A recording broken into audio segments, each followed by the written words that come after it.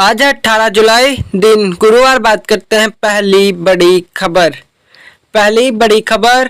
शिक्षक भर्ती के अभ्यर्थियों ने की कांग्रेस अध्यक्ष से मुलाकात। लखनऊ आशासकीय सहायता प्राप्त शिक्षक भर्ती 2021 के अभ्यर्थियों ने बुधवार को कांग्रेस प्रदेश अध्यक्ष अजय राय से मुलाकात की। उन्हें भर्ती से जुड़े पूरे प्रकरण के बारे में जानकारी दी। शिक्षक भर्ती प्रतिनिधिमंडल के सदस्यों ने प्रदेश कांग्रेस अध्यक्ष अजय राय को बताया कि शिक्षक भर्ती 2021 की परीक्षा 17 अक्टूबर 2021 को हुई और 17 नवंबर 2021 को परिणाम जारी किया गया। परीक्षा में सम्मिलित हुए अभ्यर्थियों द्वारा आए हुए परिणाम से असहमत होकर इलाहाबाद उच्च न्यायालय में रिट भी दायर की गई, जिस पर न्यायालय के आदेश पर 6 सितंबर 2022 को परिणाम दोबारा घोषित किया गया। अभ्यर्थियों द्वारा दोबारा जारी किए गए परिणाम को लेकर रिट याचिका दायर की गई, जिसे परिणाम के अनुसार नियुक्ति प्रक्रिया में कोई बाधा नहीं है। वहीं बात करेंगे अगली खबर।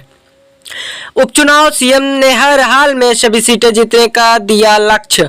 10 सीटों पर उतारे, 30 मंत्री प्रभार वाली सीटों पर डटे रहने के निर्देश।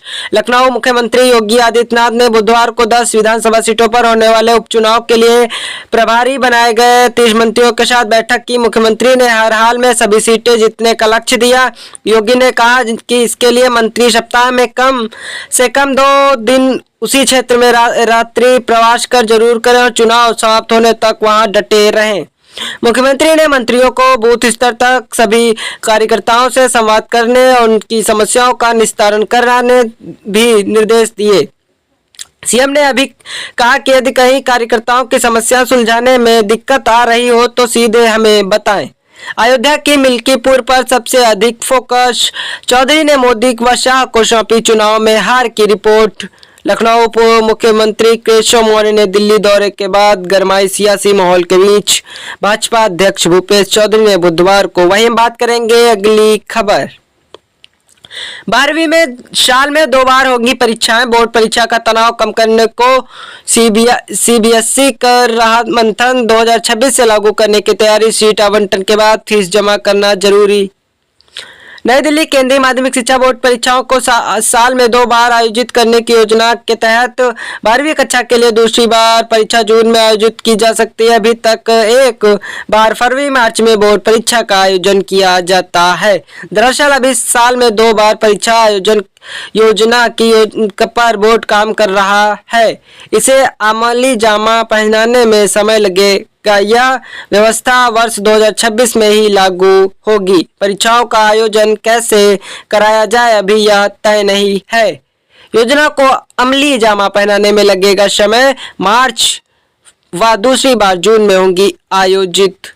सीट आवंटन के बाद फीस जमा कराना जरूरी। वहीं बात करेंगे अगली खबर।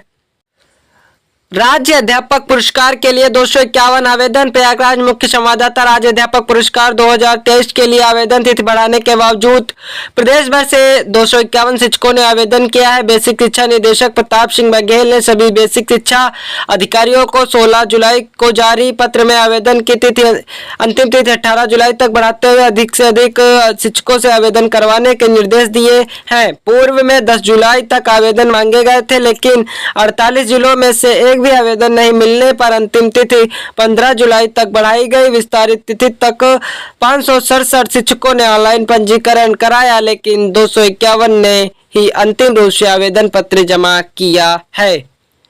अंतिम तिथि बढ़ाने के बावजूद औरैया से एक भी आवेदन नहीं मिला। वहीं हम बात करेंगे अगली खबर। भाजपा में कुर्सी की लड़ाई। शासन प्रशासन ठंडे बस्ते में अखिलेश।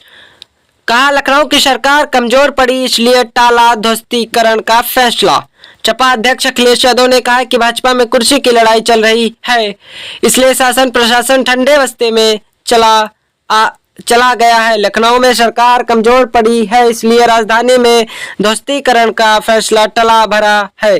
संबंधित आदेश खत्म नहीं हुआ है। उन्होंने कहा कि डिजिटल हाजिरी का आदेश शिक्षक विरोधी है, इसलिए फैसला स्थगित किए जाने के बजाय निरस्त होना चाहिए।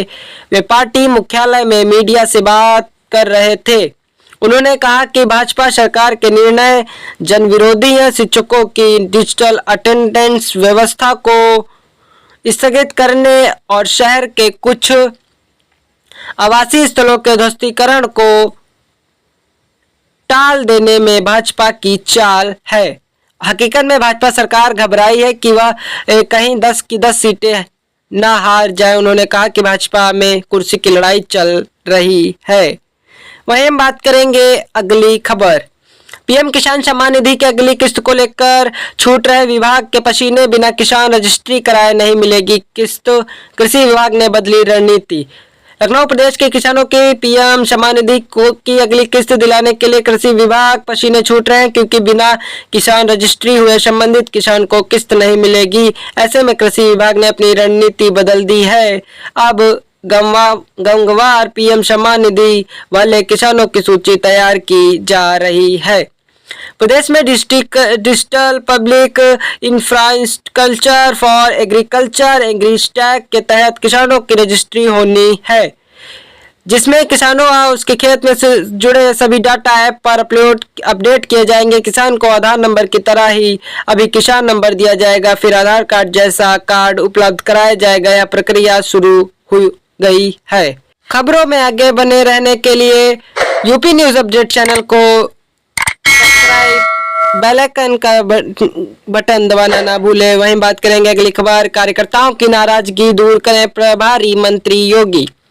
लखनऊ हिंदुस्तान टीम मुख्यमंत्री योगी आदित्यनाथ ने विधानसभा की 10 सीटों पर होने वाले उपचुनाव में जीत सुनिश्चित करने के निर्देश के लिए मोर्चा संभाल लिया है। प्रभारी मंत्रियों की बैठक में मुख्यमंत्री ने पूरी आक्रामकता के साथ चुनाव तैयारी में जुटने की नसीहत दी। योगी ने मंत्रियों को अपने अपने प्रचार प्रभार वाले विधानसभा क्षेत्रों में जाकर वहां की जमीनी हकीकत को परखने और कार्यकर्ताओं को संतुष्ट करने का निर्देश दिया। मुख्यमंत्री ने कहा कि विपक्ष के फैलाए भ्रमजाल को तोड़ने के लिए मंत्री क्षेत्र में रात्रि विश्राम भी करें। विपक्ष का फैसला भ्रम हर हाल में तोड़ना होगा। इन सीटों पर उपचुनाव मुजफ्फरनगर की मीरापुर, संभल की कुदर की गाजियाबाद, संदल, अलीगढ़ की खैर सुरक्षित, मैनपुरी की करहल, कानपुर की शीशमाऊ, प्रयाग की फूलपुर, अयोध्या की मिल्की, अंबेडकर नगर की कटेहरी, मिर्जापुर की मंझवा विधानसभा सीट पर होने वाले उपचुनाव के लिए 30 मंत्रियों को प्रभारी बनाया गया है। वहीं हम बात करेंगे अगली खबर। योगी ने 72 घंटों में कांवड़ यात्रा मार्ग की मरम्मत का दिया आदेश। ड्रोन से निगरानी और प्रमुख अफसरों पर पुष्प वर्षा के निर्देश। शिविर लगाने वालों का होगा सत्यापन। लखनऊ उत्तर प्रदेश योगी आदित्यनाथ ने आगामी 22 जुलाई से प्रारंभ हो रही कांवड़ यात्रा की तैयारियों की बुधवार को समीक्षा के दौरान आगामी 72 घंटों में यात्रा मार्ग की मरम्मत कराने का आदेश दिया है। वहीं गगनहर में मृतक जानवरों के प्रवाह की सूचना मिलने पर तत्काल रोकने के निर्देश दिए। बैठक में जल शक्ति, नगर विकास एवं ऊर्जा मंत्री तथा पीडब्ल्यूडी विभाग के मंत्री एवं राज्य मंत्री उपस्थित रहे। योगी ने पीडब्ल्यूडी, सिंचाई और नगर विकास विभाग को निर्देश दिया है कि पूरे यात्रा मार्ग की साफ सफाई का कार्य पूरे महीने जारी रहना चाहिए। कहीं भी गंदगी अथवा जलभराव नहीं मिलना चाहिए। वहीं हम बात करेंगे अगली खबर। अयोध्या में एनएसजी ने परखी राम मंदिर परिसर की सुरक्षा। 4 दिन तक सुरक्षा की समीक्षा करेगी टीम। हनुमानगढ़ी का भी लिया जायजा। पहले पाव के आधार पर बन रहे श्रद्धालुओं के लिए आरती पास। अयोध्या एनएसजी की टीम बुधवार की दोपहर अयोध्या पहुंच गई। टीम ने राम मंदिर परिसर का भ्रमण कर सुरक्षा व्यवस्था की जानकारी ली है। एनएसजी की टीम 20 जुलाई तक अयोध्या में रहकर सुरक्षा व्यवस्था की जानकारी हासिल करेगी। टीम का खास फोकस राम मंदिर जन्मभूमि की सुरक्षा पर होगा। 19-20 जुलाई को एनएसजी रिहर्सल भी कर सकती है।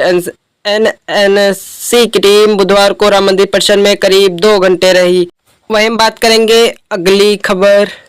जन सुनवाई में हिला हवाली करने वाले अधिकारी नपेंगे डीजीपी।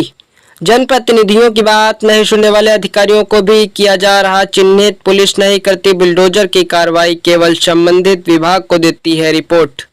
मुहर्रम में हालात सामान्य। मुहर्रम पर डीजीपी ने कहा कि हमने राज्य सरकार के निर्देश पर जगह जगह जाकर समीक्षा की। इस दौरान इस बात पर जोर दिया कि मुहर्रम के दौरान जो ताजिया बनते हैं उनकी लंबाई को निर्धारित किया जाए। इसी तरह कांवड़ यात्रा के दौरान भी डीजे की आवाज को सीमित रखा जाए ताकि किसी को असुविधा न हो।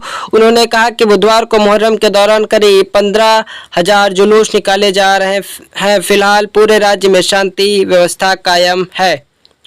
वहीं बुलडोजर की कार्रवाई को लेकर फैली भ्रांतियों, डीजीपी ने कहा कि बुलडोजर का उपयोग किसी गरीब व्यक्ति के खिलाफ नहीं किया जाता है। अगर कोई ऐसा करता है तो इसके खिलाफ कार्रवाई होगी। बुलडोजर का उपयोग केवल अवैध रूप से कब्जा की गई भूमि की खाली कराने का अवैध रूप से निर्मित इमारत को ध्वस्त करने के लिए किया जाता है। वहीं हम बात करेंगे अगली खबर। अधिकतम पारे में गिरावट, उमस व धूप से थोड़ी राहत। मौसम वैज्ञानिक के मुताबिक 2 दिन में बारिश के आसार। राजधानी में बारिश के लोगों को फिलहाल 2 से 3 दिन इंतजार करना होगा। वरिष्ठ मौसम वैज्ञानिक अतुल कुमार सिंह के मुताबिक मानसून की सक्रियता कम होने से बृहस्पतिवार को मानसून के शुष्क रहने की उम्मीद है। 20 जुलाई से मानसून टफ के उत्तर की ओर अपने सामान्य स्थिति में खिसकने के भी इंतजार किया जा सकता है। बुधवार को पारे में 2.6 डिग्री सेल्सियस की गिरावट के साथ दिन का तापमान 34.4 डिग्री सेल्सियस दर्ज हुआ। रात के पारे में 0.8 डिग्री की गिरावट के साथ तापमान 29 डिग्री सेल्सियस दर्ज किया गया है। इससे पिछले 2 दिनों से सत्ता रही उमस और गर्मी से लोगों को थोड़ी राहत मिली। धूप भी कम तीखी रही। उत्तर प्रदेश की रोजाना की खबरों से अप टू डेट रहने के लिए यूपी न्यूज अपडेट चैनल को सब्सक्राइब करें, घंटी का बटन दबाएं, वीडियो को लाइक शेयर ज़रूर करें। धन्यवाद।